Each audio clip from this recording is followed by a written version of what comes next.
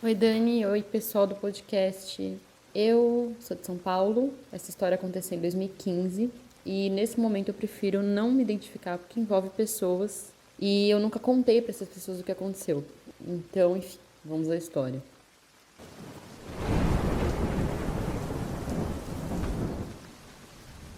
Em 2015, eu estava no final de um estágio.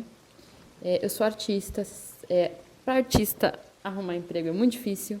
Então, eu estava meio sem ter como pagar as minhas contas. E um colega meu, de um estúdio onde eu dançava, falou: Olha, minha mãe mora numa casa, ela mora sozinha. Vai ser muito bom para ela ter uma companhia em casa. E ela falou que não se importa de nos primeiros meses, até você arrumar outro emprego, você não pagar o aluguel. Porque aí fica bom para vocês duas, né? Ela tem uma companhia e você tem um local aí para ficar. A minha mãe, ela morava em São Paulo na época, só que ela mora com o meu padrasto, que é militar. Ele tem uma rotina muito rígida e eu achei melhor ficar na casa dessa senhora, que parecia uma pessoa mais aberta, do que ficar na casa da minha mãe. Primeiro erro, né? Eu fui conhecer a casa. E aí, abre um parênteses, eu sou médium, muitos médiums na minha família, inclusive meu tataravô ajudou a fundar um dos primeiros centros kardecistas no Brasil, né? Então, eu tinha noção do que estava acontecendo, né? Eu entrei e quando eu entro num lugar que está extremamente carregado, eu tenho vontade de vomitar, tipo ânsia de vômito mesmo. E assim, eu sentia ânsia de vômito o tempo todo na casa. A cada passo que eu dava, parecia que eu ficava mais enjoada. Eles falavam comigo, eu mal conseguia responder, porque eu estava muito atordoada com o que estava acontecendo ali. E era uma época que eu não estava frequentando. Hoje eu sou um bandista, mas nessa época eu não estava frequentando nenhuma religião. Só tinha realmente esse histórico familiar meu, mas só.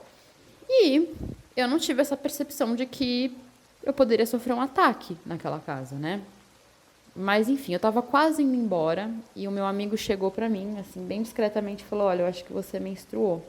Melhor você ir no banheiro. A hora que eu vi, a minha saia estava cheia de sangue. Mas era um sangue que não parecia sangue menstrual. Era muito sangue, muito vermelho. Geralmente, a gente que é mulher sabe que não é assim, né, que vem sempre. E eu achei estranho, porque eu não menstruava daquele jeito. Mas eu fui ver, eu não estava menstruada. Eu não estava com nenhum machucado, assim. Simplesmente apareceu um monte de sangue na minha roupa. Eu tive que me trocar, né, pegar uma roupa emprestada para ir embora. E aquilo nunca mais aconteceu. Então, realmente não era uma coisa minha, né? Bom, eu não associei isso com a casa. Eu fiquei intrigada com aquilo, mas eu não associei isso com a casa. Eu achei que fosse algum problema meu. E mudei para lá. O meu amigo foi super gentil, ele fez a mudança para mim, tudo certo. Chegou a primeira noite na casa. Eu estava muito cansada. Eu não conseguia dormir, de jeito nenhum. Num dado momento, a hora que eu olhei para o pé da cama, eu vi um contorno humano, que aos poucos foi se formando para mim a imagem de uma senhora, com o cabelo todo desgrenhado, umas olheiras muito fundas, uma camisola preta e a barriga dela estava inchada, mas não era nem uma pessoa gordinha, nem uma pessoa grávida, era uma barriga com aquele inchaço de doença. E aquilo, eu fiquei assim, eu não tenho muito medo dessas coisas assim, eu já tive muitas outras experiências antes, e aí eu pensei, ok, eu vou fazer uma oração e vou dormir. Aí eu fiz uma oração, acabou que eu consegui pegar no sono, mas não foi um sono bom, foi pesadelo, acordei mal, enfim. E aí, o que eu entendi? Provavelmente aquele espírito deveria ser alguma pessoa que tinha alguma relação com aquela senhora que estava na casa. É porque ela morava ali há muitos anos, então eu não sei nem se poderia ser uma moradora anterior, porque ela construiu a casa, né? E aquela entidade estava obsediando aquela mulher. Eu tomei uma atitude que eu acho que hoje foi uma atitude muito egoísta da minha parte, mas eu entendo por que eu fiz isso. Eu resolvi não falar nem para essa senhora, nem para meu amigo que eu tinha visto, porque eu tinha medo de falar e eles me expulsarem, falarem: como assim você está entrando aqui, você está falando que você está vendo espírito, você é louca? Que a gente nunca tinha tido esse tipo de conversa sobre espiritualidade, não era uma conversa aberta com essas pessoas. Então, eu achei melhor me omitir. Hoje eu sei que, como médium, é muito errado, assim, fazer isso. Não prestar socorro, não tentar encaminhar a pessoa para uma casa, onde, seja de qual for a religião, onde ela possa, né, cuidar daquilo, mas eu optei por fazer isso. Só que a questão é que eu não conseguia ficar na casa. Eu não conseguia, eu passava muito mal. E eu ia para casa da minha mãe, ia para casa de alguém, aí passava a noite embalada na rua, assim, que eu tava numa época da minha vida que eu tava meio na vida louca, então assim, eu não conseguia ficar lá. E aí teve uma hora que eu resolvi, eu falei, não, eu vou ficar na casa. Passei uma noite lá. Tava tudo tranquilo, eu jantei, tinha lá a senhora, uma amiga dela também, a gente conversou, tava tudo tranquilo, eu fui pro quarto. A hora que eu deitei na cama, eu comecei a tremer. Tremer, tremer, tremer, tremer, tremer. E eu vomitei a noite inteira. E eu só comecei a melhorar quando eu saí de lá. Mas ainda fiquei uma semana bem doente. Aí eu pensei, não, o que tá lá tá me atacando fisicamente. Então, assim, tudo bem que eu não quero contar, mas eu não preciso me expor a essa situação, eu não vou voltar lá. E aí eu fiquei na casa da minha mãe elaborando sobre como que eu ia dizer que eu não ia ficar mais lá, do nada, né? E o filho dela ia ver que, sei lá, eu não arrumei um emprego, que eu não sei, ele ia ver que tinha alguma questão, porque ele era muito meu amigo, a gente estava junto o tempo todo. E eu fui deixando de ir pra lá, não, vou ficar na minha mãe. Eles me perguntavam, mas você não vem pra cá? Não, vou ficar na minha mãe e tudo mais. E começou a ficar chata a situação, né? Aí aconteceu que a gente ia ter uma apresentação de dança e o meu figurino estava lá. E eu ia ter que ir lá pegar, não tinha jeito. Ela não estava em casa, acho que ela estava viajando, mas eu tinha chave. Eu avisei que eu ia até lá pegar algumas coisas, né? E eu entrei na casa sozinha. Muito, né, metida corajosa. Conforme eu ia andando pela casa, eu vi aquela figura humana me seguindo. Eu chispei pro quarto, peguei meu figurino e saí de lá num pau. E aquela coisa ia me perseguindo pelos corredores da casa. E a hora que eu virei para fechar a porta da casa, eu só vi ela parada me olhando. E eu entendi, não volta mais aqui. E eu pensei, tudo bem. E depois disso, eu simplesmente deixei todas as minhas coisas lá. Eu não queria nada que tivesse contaminado com a energia daquele lugar, porque, embora como médium eu já tenha visto e sentido muitas coisas, pouquíssimas vezes eu lidei com uma energia espiritual tão negativa a ponto de me adoecer fisicamente. Eu fiquei pensando, se eu ficasse lá, o que eu poderia ter, né? Eu fui embora, não voltei mais. Eu falei para ela que ela poderia vender, doar, ficar com as coisas que estavam lá. Ficou uma situação extremamente chata. O filho dela não falou mais comigo e eu entendo completamente, mas eu não consegui realmente contar para eles o que estava acontecendo. Eu me arrependo muito por isso. Eu acho que hoje eu agiria completamente diferente, mesmo que eu arriscasse, né, perder essa hospedagem. Mas, enfim, é isso. Eu não sei o que aconteceu com eles depois, porque eu perdi completamente o contato. Eu sei que ele mudou para outra cidade e ela eu realmente não sei o que aconteceu. Então, se um dia eu souber, eu volto aqui para contar. Muito obrigada. E a mensagem que fica desse relato é: não sejam arrogantes. Sim, energias espirituais podem adoecer as pessoas. Não é simplesmente, eu vi um fantasma. Não é só isso. Tem uma energia envolvida. Essa energia pode atacar o corpo, principalmente se você estiver aberto e sem proteção, que nem eu estava nessa época, né? Proteção a gente sempre tem, mas não estava num espaço espiritual cuidando disso, estava muito na noite, estava muito aberta, e é isso, eu poderia ter ficado seriamente doente. Bom, é isso, gente, obrigada. O aborto. Era outubro de 2005, no Rio de Janeiro.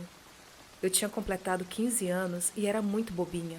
Brinquei de Barbie até umas semanas antes do meu aniversário e não me envolvia amorosamente com ninguém. Eu tinha muita vergonha. Cresci numa família em que ter filho cedo era razão de muito sofrimento, e penso que é mesmo. Nos faltava muito dinheiro e passávamos muitas necessidades, porque uma irmã minha teve filho muito cedo e ela não trabalhava, nem fazia nada. Por isso eu tinha pavor de ser mãe. Porém, comecei a namorar logo depois dos meus 15 anos. E, na época, eu fazia de tudo para agradar a todos, pois eu queria ser amada. Com isso, eu perdi a minha virgindade com esse meu ex-namorado. E engravidei na nossa segunda transa de 4 minutos, detalhe. Quando descobrimos, algumas semanas depois, senti que eu parei de viver e só sobrevivia, tamanho choque da notícia. E minha decisão era convicta. Não queria ser mãe naquele momento, pois iria destruir a minha vida e da minha família mais ainda. Meu ex-namorado pensou mesmo que eu, que precisaríamos fazer um aborto. E ele conseguiu uma medicação com um amigo nosso que era policial. Mas entre saber a notícia e conseguir a medicação, foram dias que pareciam meses de tanta tensão. E eu até orei na época para que Deus me perdoasse e me impedisse de ter aquele bebê. Me dói contar isso, porque eu sei que aquele bebê não tinha culpa de nada. Mas penso que ele também teria sofrido muito se tivesse nascido naquela circunstância. Por mais que eu orasse para perder a gravidez, eu sabia que era ilógico e não era algo agradável a Deus eu fazer esse pedido. Em uma certa madrugada, eu dormia no meu quarto sozinha e acordei com 2 homens altos, magros e de terno preto, cada um de um lado da minha cama. E eles, ao mesmo tempo, faziam como se fosse massagem em minha barriga. Eu fiquei de olhos abertos vendo aquilo. Eles não me olhavam e nem falaram nada. Eu sentia eles mexendo na minha barriga e, sem medo, só voltei a dormir. Naquele momento eu estava tão desesperada para não ser mãe que qualquer coisa acabava sendo uma solução para mim. E eu entendi na época que aqueles caras não eram do bem, apesar da neutralidade que senti no ambiente. A sensação do ambiente era essa, a de neutralidade. Na semana seguinte, ou dias depois, tomei a medicação e não senti nenhum sintoma. Ficamos a tarde toda com medo do que poderia acontecer comigo também, mas eu senti alívio por pensar que eu não traria esse desgosto para minha mãe. Fui internada para fazer curetagem. Minha mãe chorou muito, e eu lembro que a minha frase de consolo para ela foi: "Mas eu perdi, fica tranquila." A gente não tinha geladeira, nem fogão, nem dinheiro algum na época. Fiquei muitos dias no hospital sendo maltratada, e para verem como eu era infantil, na época eu fiquei abraçada com uma pelúcia durante toda a internação. Lembro-me que me furavam com agulha de pícel, e só hoje noto que aquela escolha era uma violência contra mim, pela minha decisão da época. Lá dentro do hospital, tomei mais 8 remédios receitados pelos médicos a fim de que o feto descesse, o que não aconteceu, e fiz curetagem. Tive muito medo e sei que o que fiz foi errado, mas foi desespero. Na saída do hospital, descendo as escadas, uma mulher desconhecida passou por mim e do nada me parou. Segurou a minha mão e disse: "Hoje Deus está mudando sua história." Eu sei que, apesar daquilo, Deus sabia do que eu vivia, me perdoou e me amou. É muito doloroso falar disso, e hoje espero que, quando eu for mãe, eu seja uma mãe incrível.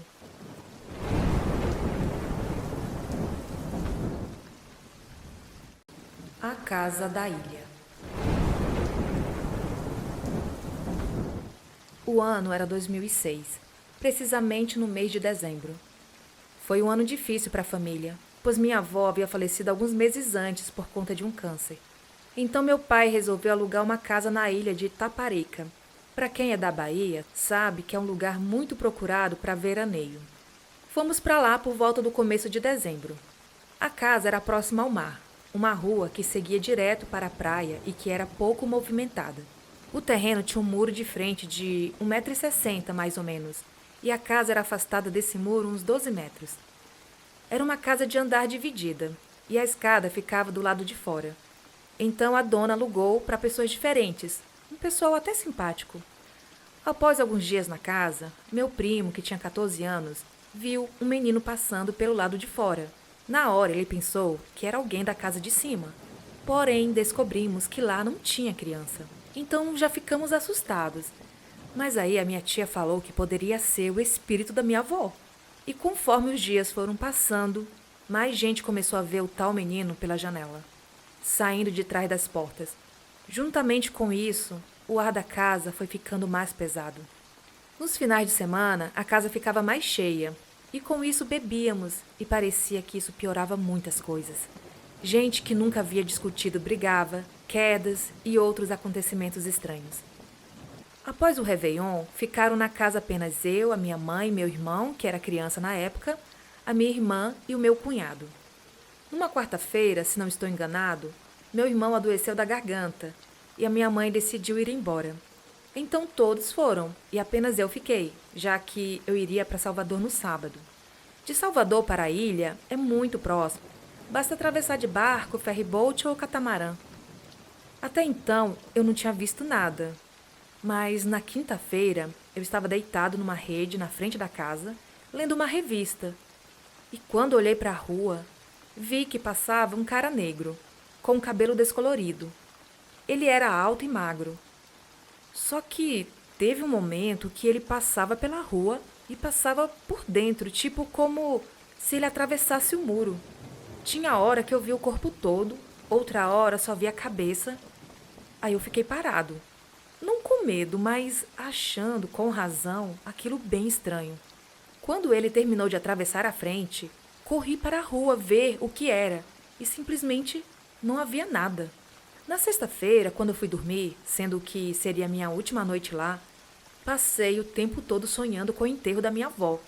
Mas era uma coisa estranha, pesada. Não de sentir medo, mas era uma carga pesada, ruim. Então, sábado pela manhã fui embora e nunca mais voltei lá. Na minha casa sempre aconteceu muita coisa, apesar de nunca ter morrido ninguém lá ou de ter morado outras pessoas. As coisas acontecem por períodos até cessar. Os últimos acontecimentos começaram quando a minha mãe chegou na cozinha e um copo voou do nada.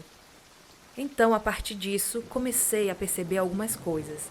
A primeira foi a queda de um vaso de planta que não tinha como cair. Esse vaso ficava em frente a outra cozinha que fica no quintal. Achei estranho e senti que aquilo não era normal. Outros fatos também registrei nessa cozinha, como perfume estranho e luz piscando. Outro dia eu perguntei se tinha alguém por lá e até então, nada. E quando cheguei no meu quarto, Alexa ligou sozinha. Meu filho viu um vulto passar. E o último acontecimento. Estávamos jantando e, do nada, um copo de vidro começou a vibrar bem forte. Bom, por enquanto, ainda está calmo, visto que coisas maiores já aconteceram. Bom, e esses relatos foram enviados no Telegram pelo Marcos Vinícius.